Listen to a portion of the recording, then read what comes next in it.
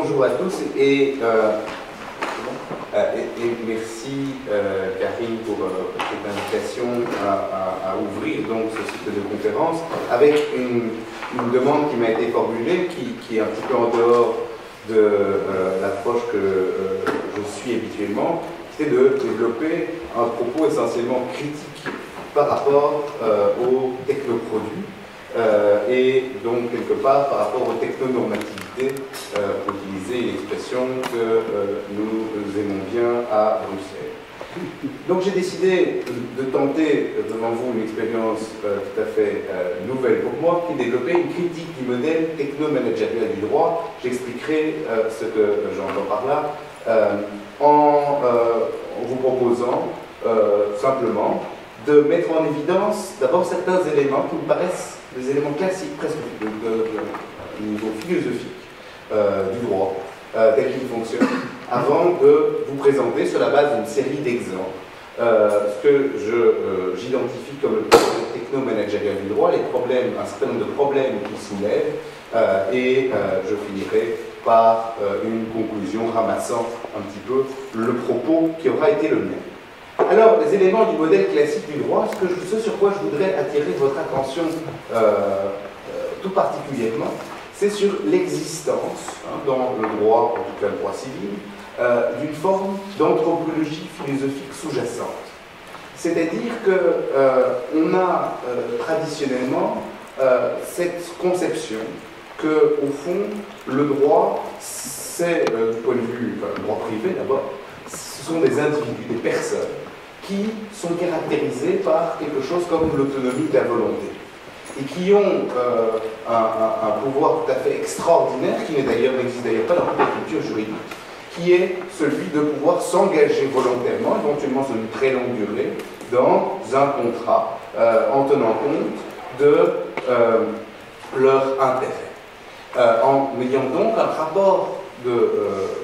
rapport direct avec eux-mêmes, visant à définir quels sont leurs objectifs, quel est leur intérêt, quelles sont leurs ambitions et leurs valeurs. Et au fond, de ce point de vue-là, le droit, dans sa version civile classique, à travers, et même dans sa version romaine, à travers la notion de bon père de famille, d'homme généralement prudent et diligent, trouve dans l'économie classique un alter ego dans la version de l'homo economicus, qui, de la même manière que le bon père de famille, et leur origine commune a été montrée notamment par Schumpeter dans les théories du droit naturel, de la même manière que l'homo economicus est capable d'avoir un rapport rationnel à lui-même et de définir ses objectifs, ses buts, ses intérêts. Ce présupposé anthropologique du droit classique est évidemment directement en lien avec le passage, ce qui a pu être identifié comme le passage d'une société de l'honneur, où finalement la détermination de soi et de sa valeur était fondée sur les tiers et l'opinion des tiers, à une société fondée sur l'intérêt, où la détermination de ses caractéristiques propres et de sa valeur était liée à une réflexion sur soi-même, à une détermination par soi. Tout ceci conduit forcément le droit dans sa version classique à développer une conception finalement très héroïque du sujet, en ceci qu'on rencontre assez rarement l'homo economicus, le bon père de famille ou l'homme généralement prudent et diligent, qu'il s'agit en réalité d'un certain nombre de valeurs sous-jacentes, d'un certain nombre de normes sociales qui sont fixées comme des objectifs à atteindre, qui font partie de ce processus de culte, qui font partie finalement de la culture juridique et de la culture de soi que préconise le droit, en tout cas dans sa version civiliste classique. Conception héroïque du sujet, qui est en même temps également une conception libérale du sujet, en ce sens que la logique sous-jacente du droit est tout de même d'essayer de garantir, de limiter au maximum les obligations de faire et de leur substituer autant que possible, pour des raisons évidentes, des obligations de donner, c'est-à-dire de contraindre le moins possible, de manière directe, le comportement des sujets en leur permettant de se dédouaner de leur faute par le paiement d'une somme d'argent ou la remise d'un certain montant. Alors ce modèle, qui est un peu épuré évidemment, qui ne correspond pas tout à fait à la réalité, a été fortement tempéré par le développement de l'État social, à travers le développement des contrats spéciaux, le droit de la consommation, la mise en balance des intérêts par le juge, mais constitue encore aujourd'hui, je crois, un élément anthropologique fort qu'on retrouve dans le droit, enfin derrière finalement le droit positif. Alors, cette conception classique du droit, ça c'est sur le plan anthropologique, à un autre point de vue, dans cette conception classique, le droit apparaît comme un système secondaire de résolution des litiges. C'est-à-dire que l'utilisation du droit, le recours à un juge, la décision d'aller de poursuivre un criminel, va toujours être soumis à une appréciation sur l'opportunité. Vous pouvez décider de porter plainte, de ne pas porter plainte. Le procureur ou le parquet peut décider de poursuivre ou de ne pas poursuivre. Donc il y a toujours une décision d'opportunité qui sera prise sur la mise en œuvre du droit, c'est-à-dire que nécessairement le droit est secondaire par rapport à d'autres modes de résolution de litige, ou voire par rapport à l'idée qu'on pourrait très bien décider de ne pas résoudre un litige et de le laisser s'exprimer jusqu'à son terme. Le droit est également un système de régulation qui, forcément, de ce point de vue-là, intervient a posteriori. Et la violation de la règle est toujours possible et donne lieu, le cas échéant, à l'application d'une sanction. Sanction qui sera, le cas échéant, le plus souvent prononcée par un juge qui, dans la définition et la détermination du sens de la règle et de son application au cas d'espèce, va être au cœur d'un processus argumentatif, avec ce juge qui est un tiers, où les parties peuvent tester, vont pouvoir argumenter entre différentes interprétations de la règle ou différentes qualifications des faits qui vont donner lieu à l'application d'un régime juridique distinct. Ce système, quelque part de mise en scène des conflits, conduit également à une autonomie du droit, qui je crois est très importante, par rapport à celui qui édicte les règles, en ceci que c'est à travers le processus à travers le processus argumenté devant un juge que va se constituer le sens des faits et le sens des règles au moment de la résolution d'un cas. Dans ce modèle, les acteurs de la justice, qui sont donc les professionnels du droit, vont avoir un rôle relativement important, forcément, puisque c'est eux qui mettent en branle cette machinerie un peu théâtrale qui va jouer les conflits à travers des catégories communes. Mais ces professionnels du droit vont être réglementés, dans ce sens que la confiance que les justiciables doivent mettre dans le système de la justice doit être garantie par un contrôle du savoir et de l'expérience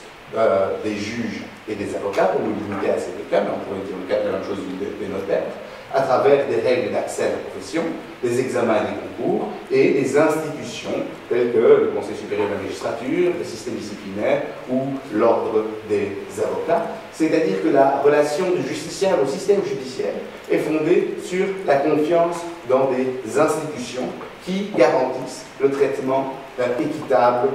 des parties et la bonne administration de la justice. Enfin, et c'est mon dernier point sur ce modèle classique, les relations entre droit et politique sont le fruit d'un processus à travers lequel une assemblée délibérante va déterminer un certain nombre de règles qui vont ensuite faire l'objet d'un contrôle par l'administration et éventuellement par les cours et tribunaux avec l'aide des avocats. Alors ce modèle-là, au fond, qui est toujours celui dans lequel nous vivons largement, m'apparaît être remis en cause par un autre modèle de régulation qui se présente toujours sous la forme comme du droit, mais qui prend une forme qu'on pourrait qualifier de techno-managériale.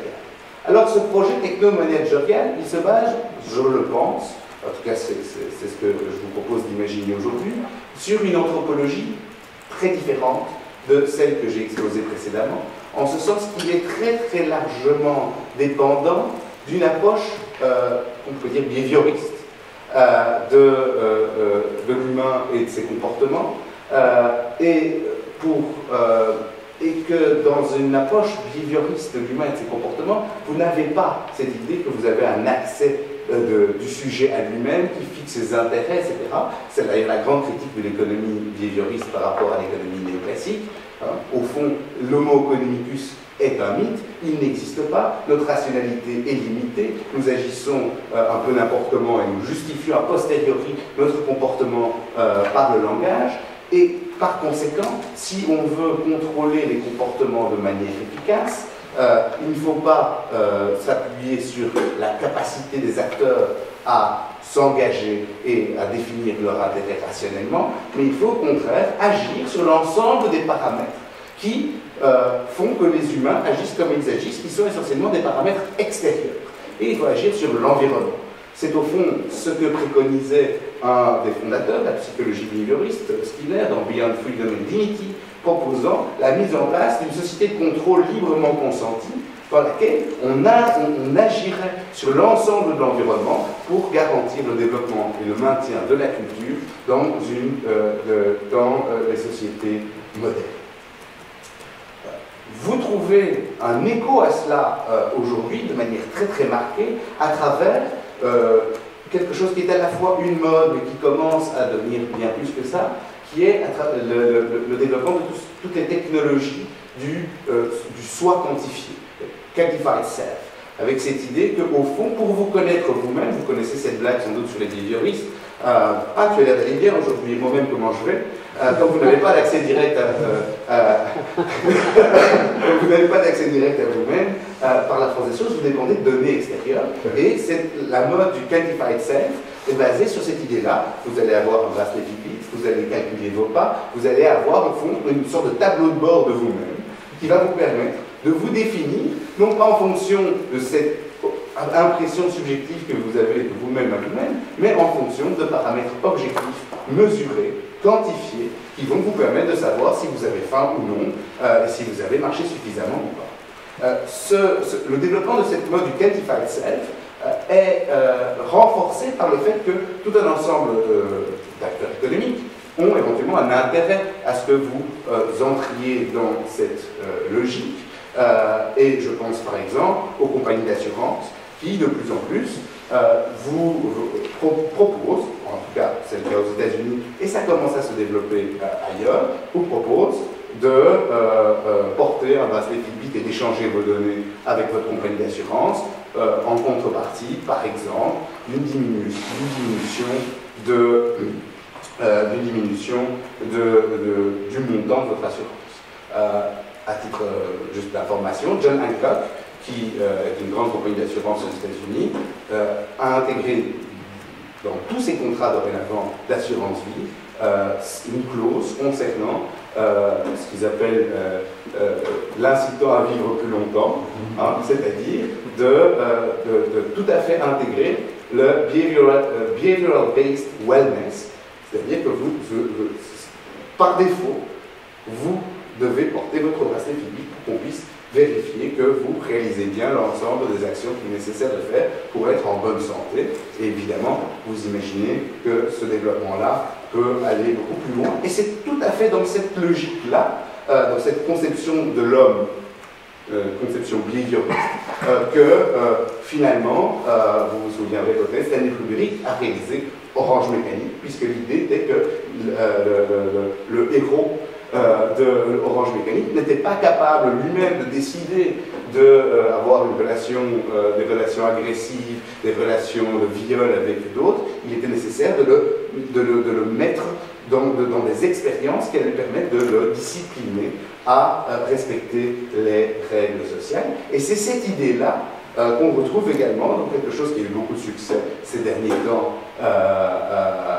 qui est très directement lié à l'économie behavioriste, qui sont les nudges, puisque la logique des nudges consiste très exactement à manipuler l'architecture des choix dans le but de favoriser le fait que les personnes prendront les bonnes décisions, les décisions qui sont bonnes pour elles. C'est pour ça qu'on parle de paternalisme parfois par terranisme libéral ou autre chose. Vous n'avez pas conscience de ce qui est bon pour vous. Par ailleurs, même si vous avez conscience de ce qui est bon pour vous, vous n'allez pas nécessairement suivre votre volonté. Par contre, en agissant sur les éléments extérieurs, on va favoriser votre bien-être, votre bonne santé, et on va finalement guider votre comportement. Alors, cette conception de l'homme-là, cette anthropologie juridique, qui a des implications juridiques, elle a le vent en poupe. Elle renvoie, on en trouve des illustrations il y a très longtemps, notamment chez Bentham, qui avait également cette idée qu'on pouvait au fond, idéalement, contrôler les comportements, avoir un gouvernement efficace à partir du moment où on pouvait avoir le contrôle de tout ce qui environne l'être humain et produire sur les esprits et sur les corps les impressions qu'on souhaitait dans le but de guider les comportements des hommes. Autrement dit, l'idée sous-jacente d'un certain nombre de promoteurs d'un nouveau projet de régulation sociale est de concevoir l'être humain, non pas comme ce sujet héroïque qui certes n'existe pas, mais qui fixe à lui-même ses propres buts et définit son intérêt rationnellement, de substituer cette image-là par une autre image, que je choisis d'une manière évidemment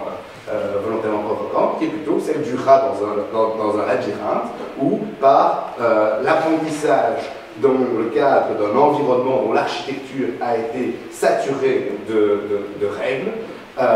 va apprendre à se comporter conformément à ce qu'on attend de lui. Alors, avec cette nouvelle anthropologie juridique, le droit change un petit peu de fonctionnement, j'en donnerai des exemples ensuite, c'est-à-dire que le droit devient, comme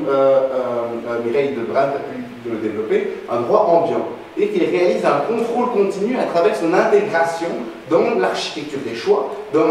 le monde environnant, dans le fait que vous allez pouvoir avoir accès ou pas accès à une salle, etc.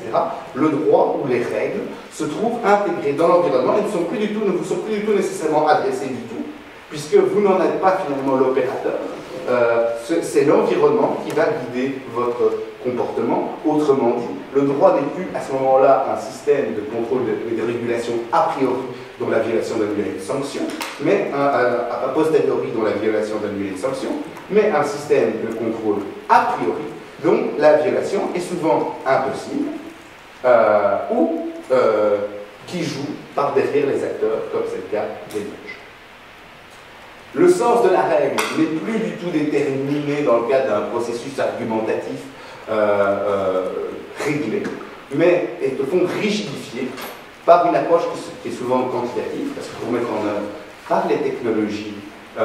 et par la modification de l'architecture des choix à un certain nombre de règles, forcément on doit en avoir une définition plus précise qu'habituellement. C'est ce qu'on a appelé avec mon collègue David Restrepo le tournant mathématique du droit, où le sens de la règle est rendu opaque parce qu'on n'a simplement pas fixé de règles, on a simplement fixé des objectifs généraux qu'il convient de réaliser au moyen de mécanismes qui permettent d'optimiser les systèmes et leur efficience. C'est ce que certains ont appelé algorithmic regulation. On fixe les grands objectifs et ensuite on laisse les systèmes éventuellement auto-apprenants fixer la manière dont il convient de rencontrer ces objectifs. Et ce faisant, dans ce processus, l'autonomie du droit par rapport à celui qui édicte la règle est réduite, puisque forcément la règle est beaucoup plus précise, et plus dans la mesure où elle dépend de données quantifiées, ou à l'inverse, la règle édictée et la règle appliquée diffèrent complètement. C'est-à-dire que quand vous avez des systèmes qui automatisent l'application d'une règle, vous avez la règle édictée, par exemple, on ne peut pas dépasser 60 km/h, et puis vous allez avoir la règle que vous allez implémenter dans les voitures, qui ne correspond pas du tout à la règle à 60 km/h, on ne peut pas dépasser 60 km/h, mais à quelque chose de tout à fait différent. Parce que si vous appliquez, je vais dire bêtement, la règle de ne pas pouvoir dépasser 60 km/h, vous avez des accidents partout. Donc vous avez une déconnexion à ce moment-là entre la règle édictée et la manière dont cette règle est appliquée. Et donc vous avez finalement un droit officiel qui se continue à se développer avec un droit préappliqué dans des logiciels qui est différent. Et la raison pour laquelle, dans ce passage du modèle droit classique que nous connaissons au modèle technomanagériel, le grand élément qui justifie ce passage, c'est l'efficacité. Et l'efficacité contrôlée, c'est-à-dire mesurée, c'est-à-dire basée sur des preuves. avec un mouvement très très fort qui s'est d'abord développé en médecine. Et vous savez que la régulation de la cité, la régulation des corps ont souvent été pensées ensemble. L'evidence-based medicine, l'idée qu'on doit fonder les traitements et les protocoles qui sont appliqués aux patients sur la base des meilleures preuves qui sont réalisées sur la base des tests randomisés, bien cette idée-là commence à prendre de l'ampleur en droit, où on voit tout un ensemble de littérature, mais aussi tout un ensemble de pratiques qui visent à faire de l'analyse d'impact avant d'adopter une législation, de faire de l'analyse d'impact après l'application d'une législation, et de décider, au fond, de décider de la règle, de la manière de l'appliquer, des mécanismes de mise en œuvre, au départ, de données objectives, quantifiées, autant que possible quantifiées. Et forcément, cette evidence-based law implique qu'on est passé très largement d'un modèle classique du droit, que j'expliquais tout à l'heure, à un modèle plus techno-managériel, dans la mesure où forcément, si vous voulez agir sur l'environnement, si vous comptez faire respecter la règle en agissant sur l'environnement et en vous basant essentiellement sur des données, ça veut dire que vous ne faites plus confiance à l'intention des êtres humains, à l'intention du sujet, à la capacité des sujets à s'engager et à respecter des normes, ou même que vous n'acceptez plus que les individus puissent, le cas échéant, décider volontairement de ne pas respecter la règle et d'en payer le prix. Alors, au niveau des acteurs de la justice, on a également un développement assez important, ça j'en parlerai plus longuement demain dans le cadre d'un autre événement, c'est le fait que la confiance dans les institutions n'étant plus présente, et dans cette logique qu'on peut se baser sur des données, sur des preuves, sur des évidences, etc., on est en train de progressivement, sinon remplacer, du moins compléter, les règles qui encadraient les professions par des instruments de mesure qui vont permettre de noter les prestataires de services juridiques ou les professionnels du droit. En ce sens-là, et c'est quelque chose que Thorstein Veblen soulignait de manière assez intéressante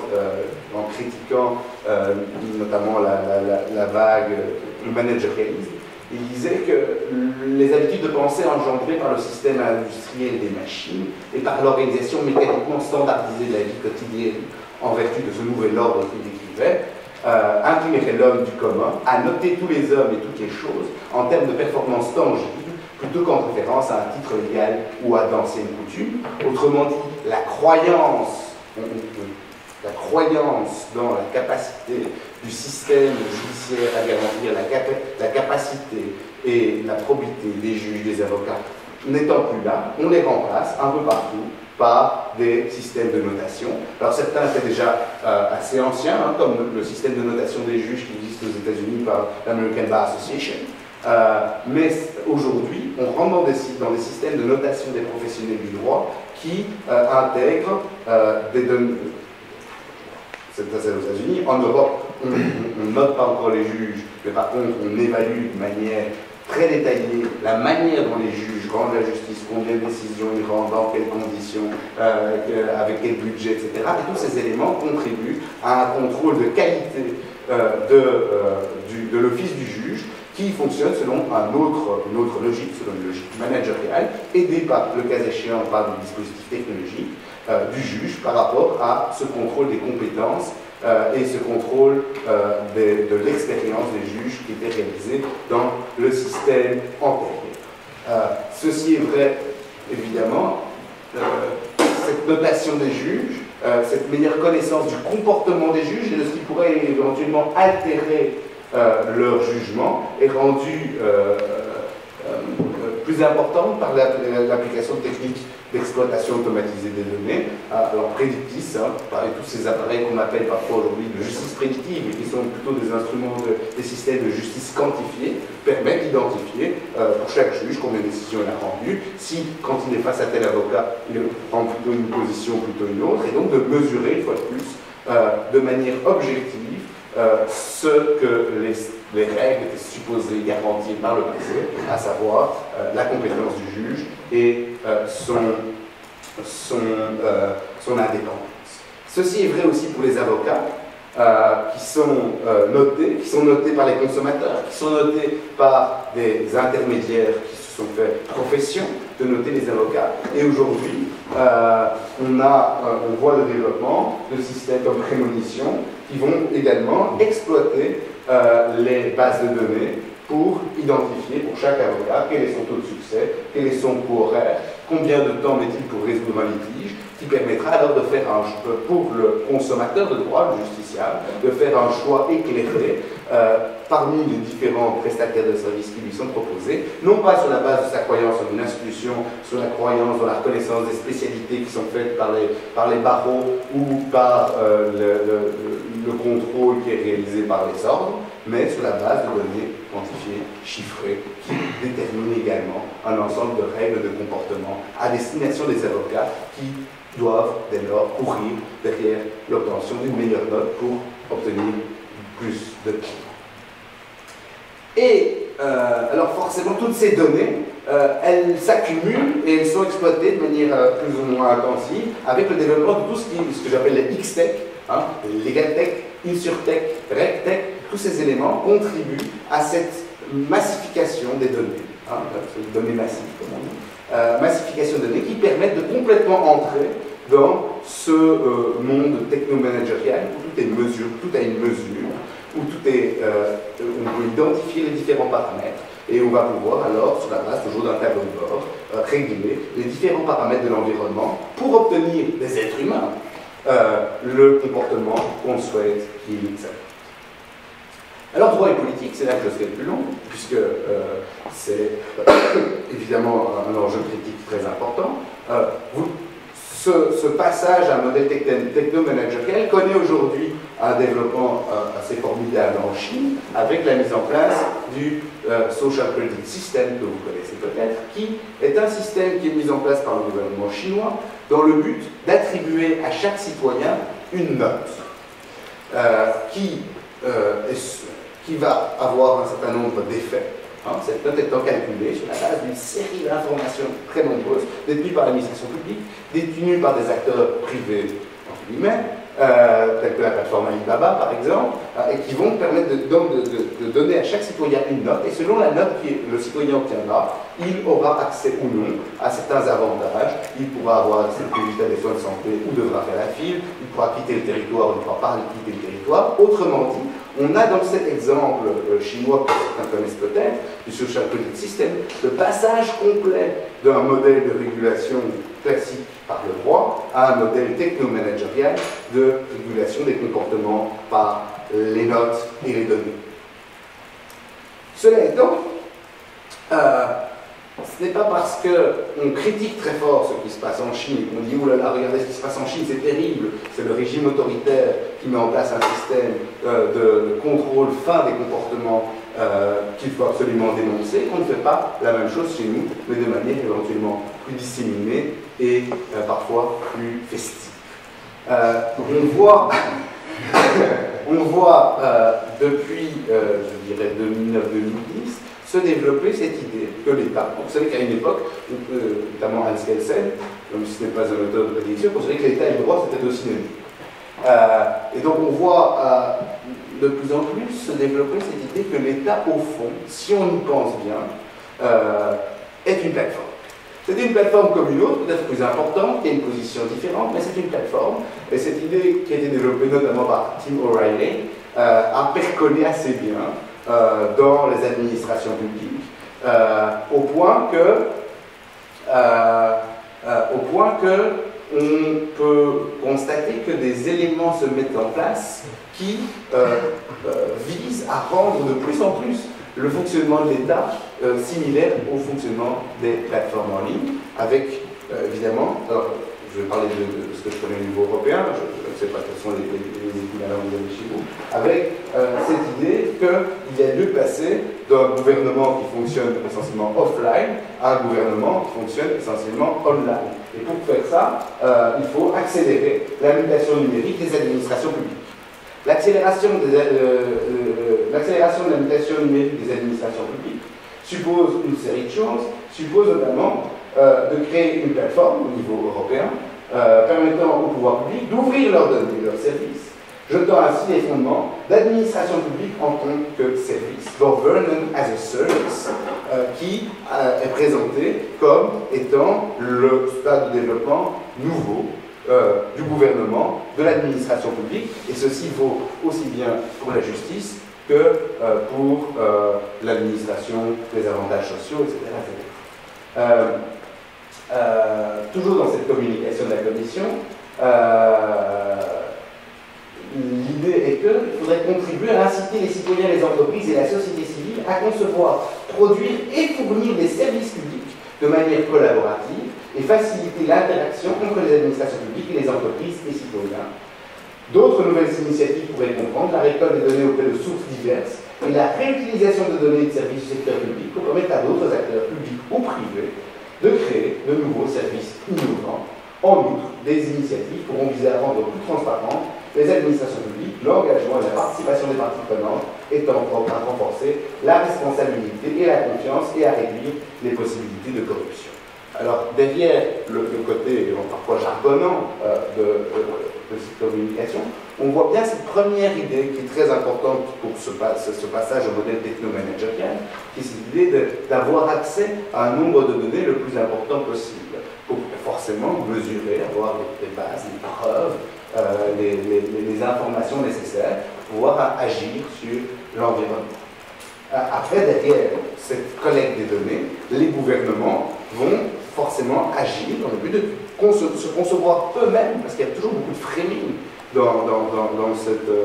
cette transformation qui est en cours, se concevoir eux-mêmes comme des plateformes. Vous avez en Grande-Bretagne, au Royaume-Uni, une politique de government as a platform, a new way of building digital services, avec cette idée de collecter le plus de données possible et ensuite de réaliser des applications pour permettre aux citoyens d'avoir accès aux services du gouvernement ou au gouvernement de contrôler le comportement des citoyens. Et vous avez en France un mouvement très important, rendu beaucoup plus important depuis l'arrivée du nouveau président de la République, de créer, de vraiment organiser le fonctionnement de l'administration sur le modèle des plateformes et des affaires. Alors, les startups d'État à l'État plateforme, qui est un rapport officiel, ce rapport officiel donne lieu à la création d'État Lab, dans le but de développer une république numérique. Pour vous donner un exemple, une république numérique où on sortirait de l'État silo, où vous aviez les différentes administrations qui fonctionnaient séparées, et on rentrerait dans un système d'État plateforme où, au fond, l'ensemble des données serait partagé au sein de l'administration, avec l'idée d'une transformation complète de l'État en un État plateforme au sein duquel vous avez connecté, au fond, l'ensemble de la société, l'ensemble des bases de données, l'ensemble des systèmes, en ce compris dans le cadre du développement des politiques des villes, des smart cities. Et l'État devient ainsi une porte d'entrée pour le plugin finalement de différents programmes, de différents API qui vont permettre de faire tourner des logiciels sur la plateforme État, sur la base des données que la plateforme État possède. Alors ceci, avec ce rêve, fabriquer des services en ligne plus simples, simplifier radicalement la relation des usagers à l'administration et ouvrir de nouvelles opportunités. Les API du service public vous permettent de dynamiser la relation avec vos utilisateurs. Donc, vous pouvez connecter pour avoir une société qui se connecte complètement, qui se plug complètement sur la plateforme État, ce qui va donner un certain nombre de résultats en termes de politique publique et en termes de manière d'administrer finalement la société, avec une série d'acteurs qui se profitent dès aujourd'hui pour proposer évidemment les ressources logicielles, les ressources technologiques permettant de gérer l'État comme une plateforme. À titre d'exemple, Accenture est en train de mettre sur le marché un système de government as a platform, visant à faciliter la connexion entre les usagers et les services publics, et forcément, par exemple, déterminer si vous avez le droit à des allocations sociales ou non. Fujitsu a également développé une solution Government as a Platform, permettant de faciliter le travail des gouvernements dans leur autotransformation. Et donc vous voyez que quelque part, ce que j'analysais concernant l'individu, qui avait une relation à lui-même qui était essentiellement quantifiée par rapport à des données extérieures, mais c'était un peu ce qui se passe à l'État comme organisation, qui se voit quelque part défini lui-même dans son fonctionnement et dans ses mécanismes de mise en œuvre par l'ensemble des données qu'il possède, qu'il peut posséder et les applications qu'il peut faire tourner sur la base de ces données. Vous avez un projet qui est développé sur la blockchain, qui s'appelle IGAS, Electronic Government as a Service, où l'idée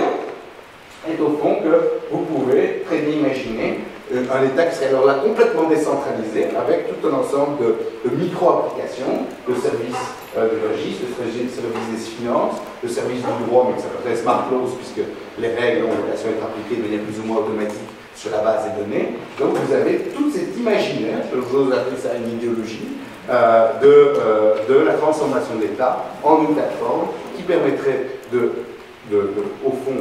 de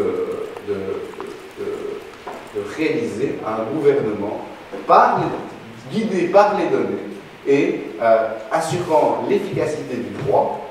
par la mise en œuvre automatique des normes et la transformation de l'environnement afin de guider le comportement des individus. Alors tout ce mouvement,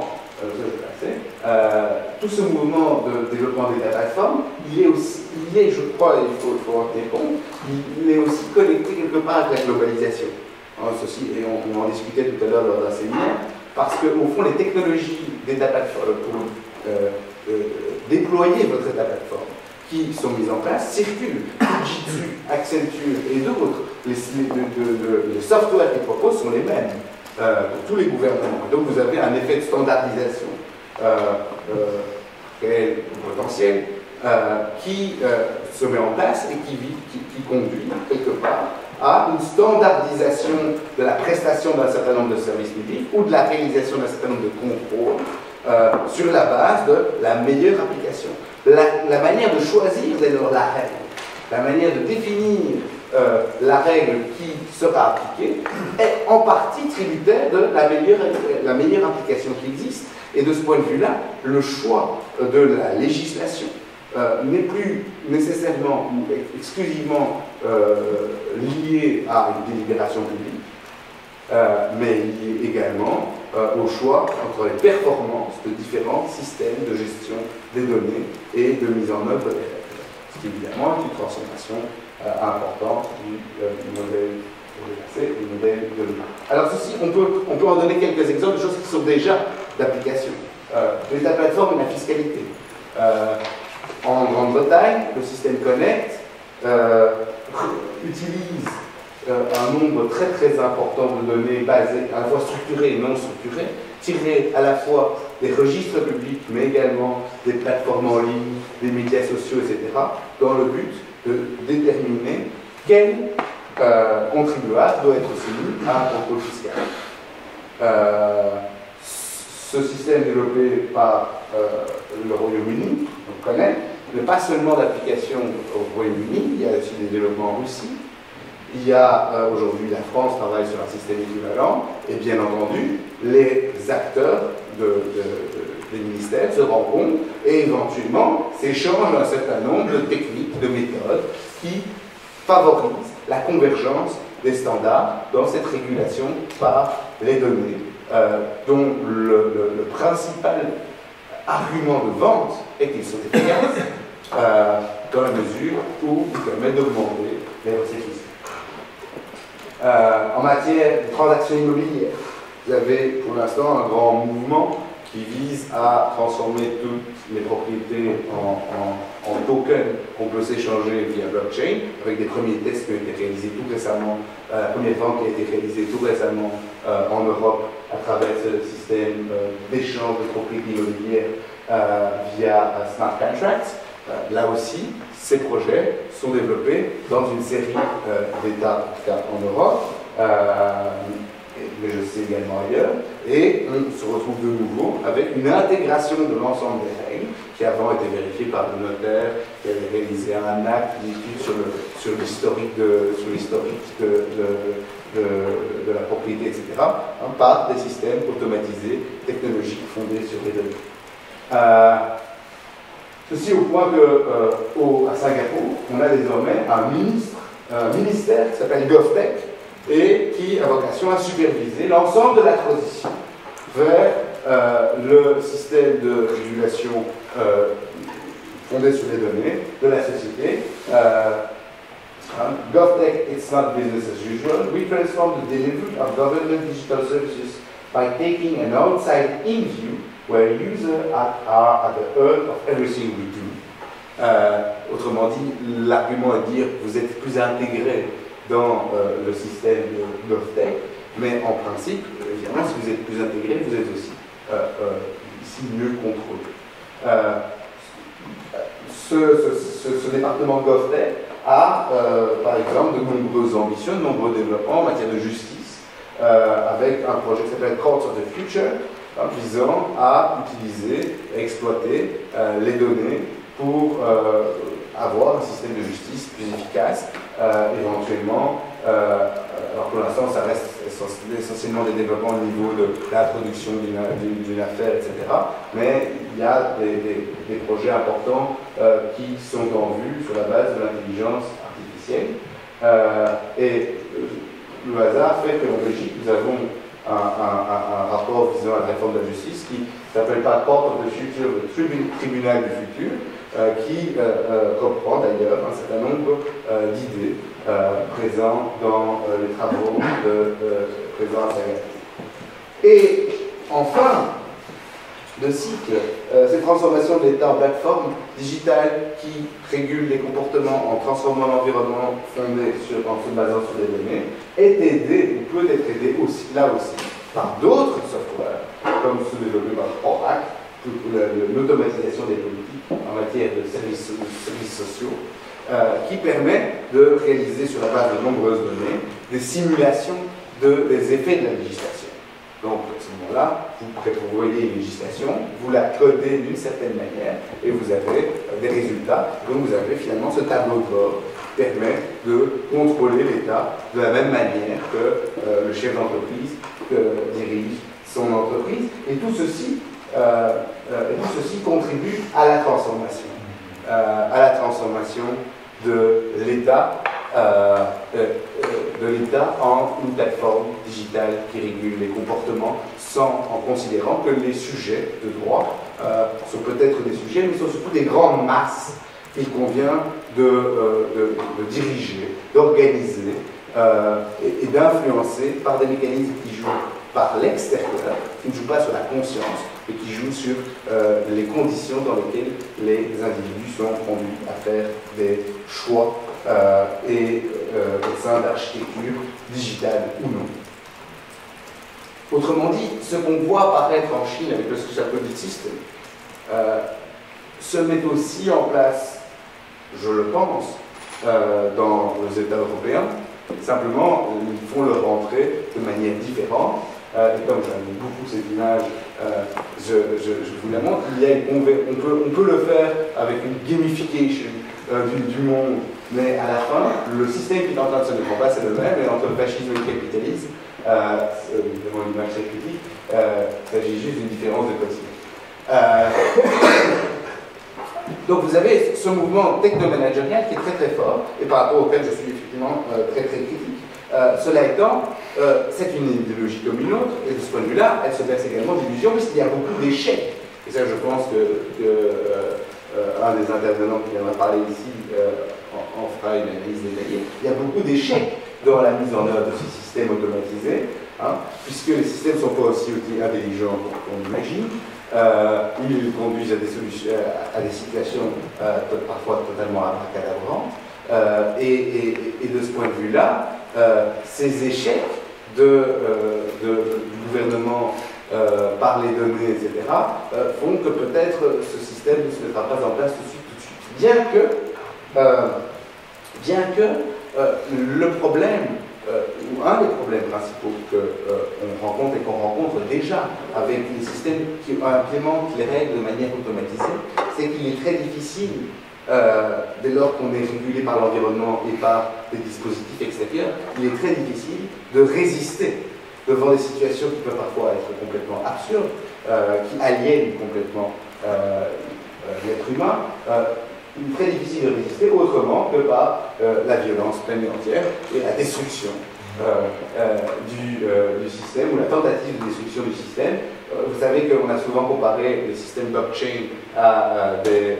distributeurs automatiques. Et nous avons tous connu cette expérience du distributeur automatique qui ne délivre pas le produit qu'on a voulu acheter. À un moment, on a juste envie de secouer la machine pour obtenir ce qu'on a payé.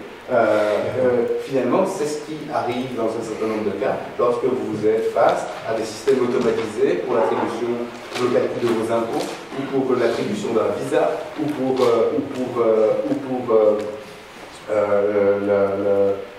l'accès à des bénéfices sociaux qui sont complètement absurdes. Donc de ce point de vue-là, un des problèmes de ce modèle technomanagérial de régulation est qu'il offre très peu de place justement à l'argumentation, à la discussion, etc. Et que les réactions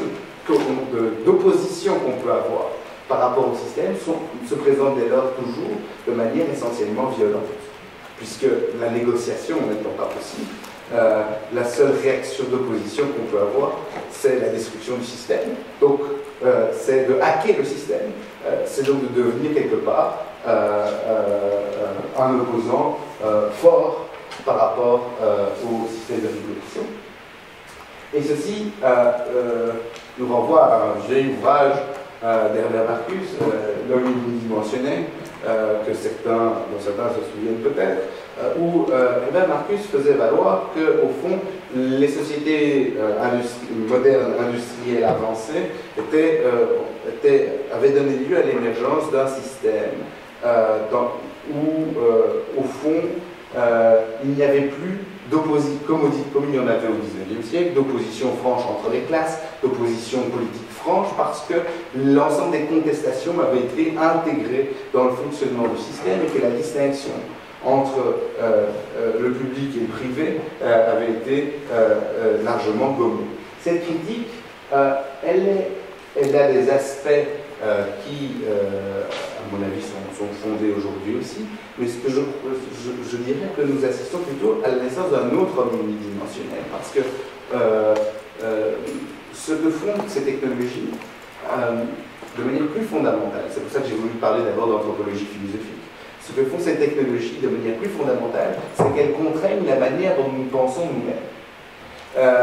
Elles influencent la manière dont nous avons accès à nous-mêmes, dont nous définissons nous-mêmes, et de ce point de vue-là, elles orientent de manière très importante la construction du soi. Ce qui me paraît extrêmement dangereux et qui nous oblige aujourd'hui peut-être,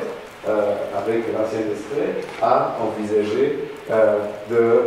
penser comme un rat, c'est-à-dire en réalité de bien comprendre et d'être attentif au fait que les rats dans un labyrinthe sont interpellés d'une certaine manière. Et la manière dont on les interpelle conduit à ce qu'ils agissent comme ils agissent. Mais le dispositif qui permet de tester le comportement des rats joue un rôle dans la manière dont le rat réagit et dont le rat se définit lui-même. Et finalement, l'apparition du système technomanagérial, à côté de toutes les transformations horribles qu'il fait subir au système de justice dont nous avons l'habitude, conduit en tout cas à une profonde transformation de la manière dont nous avons accès à nous-mêmes et nous nous définissons comme sujet, ce qui me paraît beaucoup plus problématique encore qu'une moins bonne administration de la justice. Et je vous remercie.